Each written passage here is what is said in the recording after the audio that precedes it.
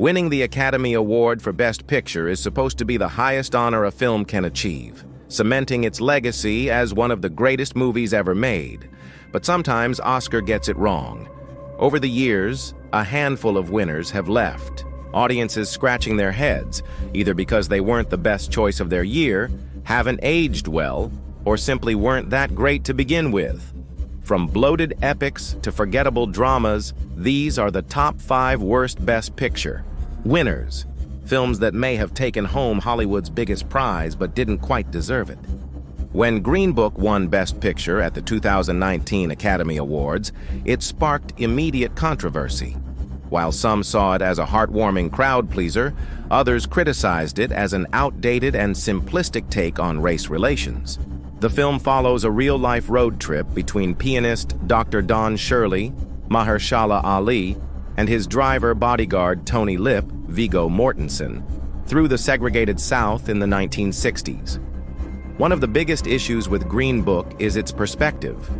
Instead of focusing on Shirley's experience as a black man navigating racism, the film centers on Tony Lip, a working-class white man who learns to be less prejudiced. This plays into the problematic Hollywood trope of the white savior narrative, where racial issues are often resolved through the personal growth of a well-meaning white character. Critics also pointed out the film's historical inaccuracies. Dr. Shirley's family publicly condemned the film, stating that it misrepresented his personality and his relationship with Tony Lip. Instead of a close friendship, Shirley's relatives described a far more professional, distant dynamic. Perhaps the most frustrating thing about Green Book is that it won in a year with far stronger contenders. Roma, BlacKkKlansman, and The Favorite were all unique, bold films that pushed artistic boundaries. Yet the Academy chose a safe, feel-good buddy movie that echoed Driving Miss Daisy, another controversial Best Picture winner. While Green Book is not a bad film, Ali's performance is excellent and it has moments of charm. It's a frustratingly safe and outdated choice for the Academy's top honor. In a year with films tackling race, power, and history in more complex ways, Green Book winning Best Picture felt like a step backward. While The King's Speech is a well-made and well-acted historical drama, its Best Picture win in 2011 remains one of the most frustrating Oscar upsets of the modern era, mainly because of what it beat. Directed by Tom Hooper, the film tells the story of King George VI as he struggles with a speech impediment while preparing to lead Britain through World War II. With the help of his unconventional speech therapist, Lionel Logue, the king overcomes his stammer and delivers a pivotal wartime address. The movie is undeniably polished, featuring strong performances and an uplifting underdog story. But at the end of the day, it's also a very safe, conventional period drama, the kind the Academy loves to reward even when more daring, innovative films are in the running. And that's where the problem lies. The King's Speech winning wasn't just a victory. It was a defeat for The Social Network, a film that many critics hailed as one of the defining movies of the 21st century. David Fincher's The Social Network was bold, modern, and razor-sharp, telling the story of Facebook's rise and the betrayal at its core. It was a film that captured the era it was made in, featuring one of Aaron Sorkin's best scripts and a career-defining performance from Jesse Eisenberg. In contrast, The King's Speech felt like a throwback, good but far from groundbreaking. The Academy's choice made it clear that they favored old-fashioned, feel-good prestige films over fresh, relevant storytelling. A decade later, The Social Network is still widely discussed as one of the best films of its time, while The King's Speech has largely faded from cultural conversation. It's a well-crafted film, but as a Best Picture winner, it represents one of the Academy's most disappointing safe choices. If there's one Best Picture winner that perfectly represents the Academy's love for slow, sweeping, self-important epics, it's The English Patient. Directed by Anthony Minghella, the film is a grand, tragic love story set against the backdrop of World War II, following the life and memories of a mysterious, badly burned man as he recounts his doomed romance with Catherine Clifton. On paper, it had all the makings of an Oscar favorite: epic romance, stunning cinematography, historical drama, and a prestigious cast. But while some audiences were captivated by its poetic storytelling, others found it painfully slow, overlong, and emotionally distant. At 162 minutes, the movie drags, filled with beautifully shot but meandering sequences that test the patience of even the most dedicated film fans. The real issue with The English Patient isn't just that it's divisive, it's that it won over far more beloved and culturally impactful films. 1996 was the year of Fargo, the Coen brothers' darkly comedic crime masterpiece, which delivered unforgettable performances, sharp dialogue, and a truly unique take on the crime genre. Meanwhile, Jerry Maguire became an instant classic, with quotable lines and a career-defining role for Tom Cruise. Yet, the Academy chose the slower, more self-serious The English Patient, a decision that has aged poorly. Even pop culture has taken jabs at its win. The most famous example? Seinfeld, where Elaine's hatred of The English Patient became a running joke, reflecting how many people felt about the film. While it's beautifully made, it's also the kind of overly indulgent Oscar bait film that prioritizes sweeping romance and high drama over genuine storytelling impact. Today, The English Patient is remembered more for being an Oscar cliché than a must-watch classic. Meanwhile, Fargo and Jerry Maguire are still widely loved, proving that sometimes the Academy picks prestige over lasting entertainment. Few Best Picture wins have sparked as much controversy as Shakespeare in Love taking home the Oscar in 1999.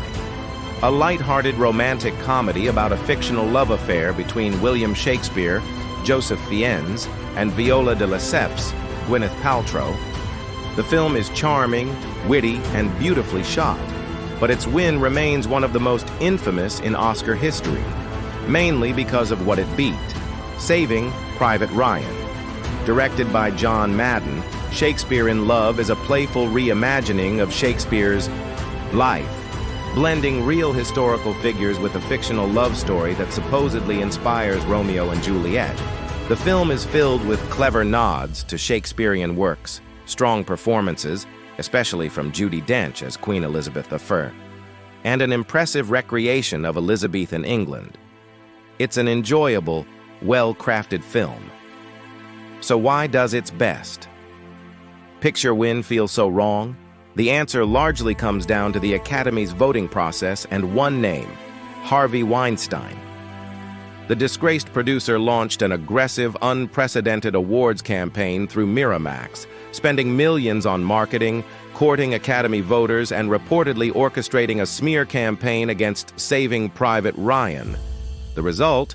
A feel-good, star-studded period piece edged out Steven Spielberg's war epic, which featured one of the most visceral, emotionally powerful depictions of battle ever put on screen. While Shakespeare in Love is a solid film, it's nowhere near the masterpiece that Saving Private Ryan is.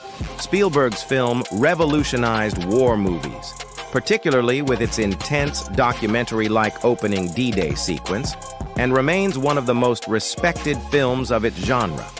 Many believe that had the Oscars been purely about artistic merit, Saving Private Ryan would have won easily. Instead, the Academy was swayed by Miramax's aggressive campaign, proving just how much politics and behind-the-scenes maneuvering can influence Oscar results. More than 25 years later, Shakespeare in Love is remembered as a fun but relatively lightweight film, while Saving Private Ryan is still regarded as one of the greatest war films ever made. Its win wasn't just an upset, it was one of the most blatant examples of Oscar campaigning overriding actual cinematic achievement. When Crash won Best Picture at the 2006 Academy Awards, it shocked just about everyone, including its own director, Paul Haggis. Not because it was a great underdog story, but because almost everyone expected Brokeback Mountain to take home the award. Instead, the Academy went with Crash, a film that, despite its ambition, has become one of the most widely criticized Best Picture winners of all time. Set in Los Angeles, Crash weaves together multiple intersecting stories about race, prejudice, and social tension. It features an ensemble cast, including Sandra Bullock, Don Cheadle, Matt Dillon, and Terrence Howard, playing characters from different racial and economic backgrounds who all experience moments of discrimination, both as victims and perpetrators. The film's central theme is that everyone, regardless of race or status, holds biases and is capable of both cruelty and kindness. While Crash had good intentions, its approach to tackling racism was heavy-handed and overly simplistic. The film relies on forced coincidences and melodramatic confrontations, making its message feel contrived rather than insightful. Characters undergo dramatic, unrealistic shifts in morality within hours, like a racist cop, Matt Dillon, who sexually assaults a black woman but later risks his life to save her in a fiery crash. Instead of presenting complex discussions about systemic racism, Crash reduces the issue to a series of exaggerated personal interactions that feel more like a lecture than a story. The backlash against its Best Picture win wasn't just about the film itself. It was about what it beat. Brokeback Mountain, a groundbreaking and beautifully crafted love story about two men struggling with their identities, was widely seen as the superior film and had won nearly every major award leading up to the Oscars. Many believe Crash's win was a result of the Academy's discomfort with awarding a film about a gay romance, choosing a safer movie about racism instead. Even years later, Oscar voters have admitted that giving Crash Best Picture was a mistake. Today, Crash is seen as one of the most baffling Best Picture winners in history. While it aimed to spark conversations about race, it did so in a way that was more performative than profound. Meanwhile, Brokeback Mountain has only grown in cultural significance, making Crash's win look even more like one of the Academy's worst decisions. And there you have it, the top 5 worst Best Picture winners. While the Academy Awards are meant to celebrate the best in filmmaking, history has shown that sometimes they get it completely wrong. Whether it's political campaigning, outdated storytelling, or just plain bad choices, these films prove that winning Best Picture doesn't always mean standing the test of time. Do you agree with this list? Are there any other questionable Oscar winners you would have included? Let me know in the comments. And if you enjoyed this breakdown, don't forget to like, subscribe, and hit that notification bell so you don't miss out on more deep dives into movie history. Thanks for watching, and I'll see you in the next one.